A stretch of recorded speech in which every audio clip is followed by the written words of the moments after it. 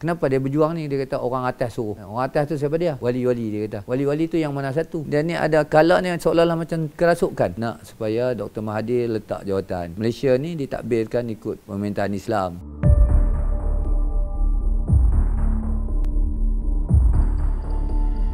Nama saya Abdul Razak bin Muhammad Yusof, merupakan komander pada unit 69 Komando. Pada Julai 2 bulan, mereka yang menggelarkan diri mereka sebagai Al-Maunah ni telah masuk ke kem askar wataniah di Kuala Rui dan 304 di Greek. Mereka telah mencuri lebih pada 114 laras senjata M16, GPMG, beribu-ribu amunisi, dan mereka berkubu di satu tempat, Bukit Jenalik, di sebuah ladang durian. Sebenarnya masa saya berbincang dengan ketua Al-Maunah tu, mereka menyatakan mereka ni satu kumpulan pejuang yang nak supaya negara kita ni, Malaysia ni, dilaksanakan undang-undang Islam. Itulah tujuan dia. Dia diketuai oleh Amin, dia bekas anggota askar wataniah juga. Saya bersama dengan 18 orang anggota yang lain. Kami diarahkan untuk menembak tear gas ke kawasan musuh supaya pihak tentera akan masuk untuk neutralize kumpulan Al-Maunah tu. Tetapi telah kita merapati kawasan tu dan kita lihat tempat tak sesuai untuk ditembak sebab dia berada di lembah. Kalau asap ni selalu dia naik ke atas. Kalau kita tembak, kita yang duduk di atas yang teruk sebelum kita assault. Jadi kita tengah berbincang tu, saya suruh salah seorang pada anggota saya untuk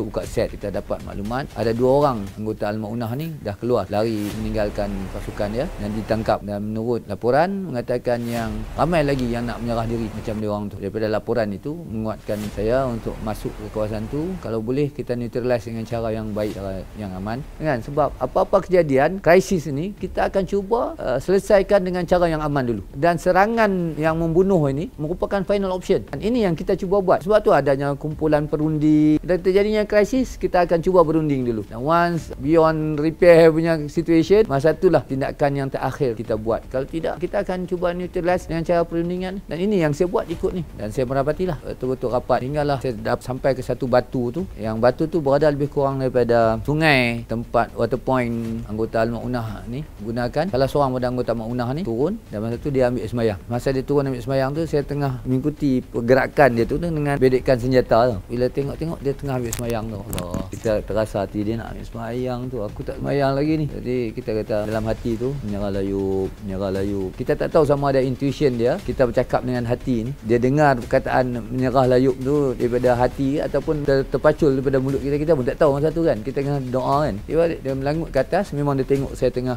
membedek senjata ke kepala dia. Dia pun buat macam tu kan. Jangan tembak teman.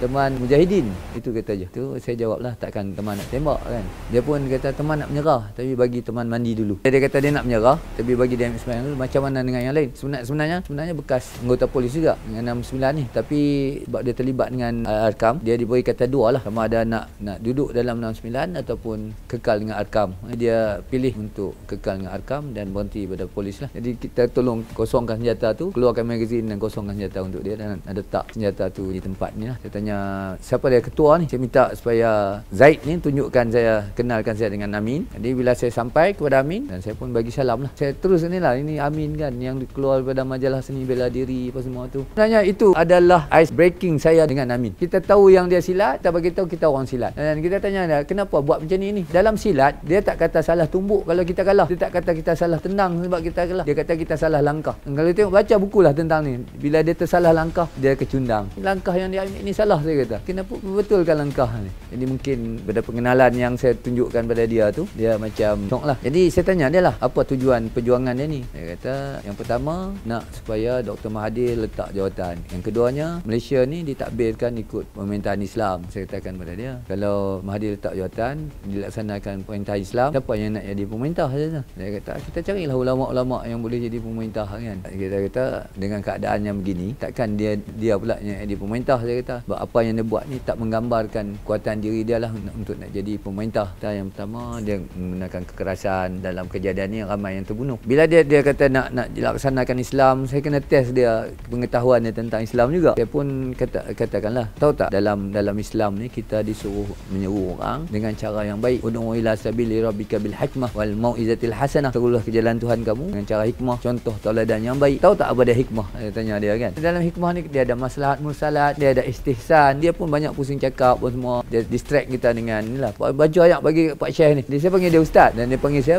Pak Syekh, kita nak tengok dia punya ni. Baru saya tahu yang dia ni tak apa well versed lah dalam agama. Inilah banyak saya quote kataan ayat-ayat Quran sebagainya. Bila dia sambung, tak dapat sambung. Kita tanya dia tentang nasah mansuh ayat Quran apa semua tu. Dia kurang memahami lah. Jadi bila kita dah dapat yang dia tak berapa pandai tentang agama, jadi kita banyak mengasak dia tentang pengetahuan dia pada agama lah. Dan bersama-sama dia ada 2-3 orang yang memang ada pendidikan agama lah. Dan orang tu pula duduk di belakang saya seolah-olah nakkan protection saya daripada Amin tu. Saya tanya dia, kenapa dia berjuang ni? Dia kata orang atas suruh. Orang atas tu siapa dia? Wali-wali dia kata. Wali-wali tu yang mana satu? Wali ni ada banyak. Ada Budala, Ghaus, Kutub, Nuqaba, Nujaba, Nuqaba, Budala kan. Jenis-jenis wali-wali tu ada banyak sebenarnya. Jadi yang mana satu kita tanya. Kalau kita tak kenal wali-wali, kan silap-silap kita yang suruh kita kata wali. Sebenarnya jin, syaitan, iblis. Saya sebenarnya Amin tu bila saya tengok dia sebenarnya ada beberapa ketika yang dia ni bila saya tengok dia ni bukan sedar sangat lah. Dia ni ada kala ni seolah-olah macam kerasukan. Bila kita tengok mata dia seolah-olah lari-lari tak mau memandang nak lawan mata kita. Itu tanda-tanda ni lah. Bila kita ruqyahkan orang, kalau kita tengok orang tu sedar ke tak sedar, gangguan tu dah keluar betul-betul, kita selalunya kita akan tatap mata dia dan lawan mata dia. Kalau dia lawan mata kita, mata bertentangan tu, tanda dia dah betul-betul sedar. Tapi kalau dia lari-lari mata dia begitu, tanda dia masih dalam keadaan gangguan lah. Dan itu yang berlaku pada Amin masa saya berbual dengan dia tu.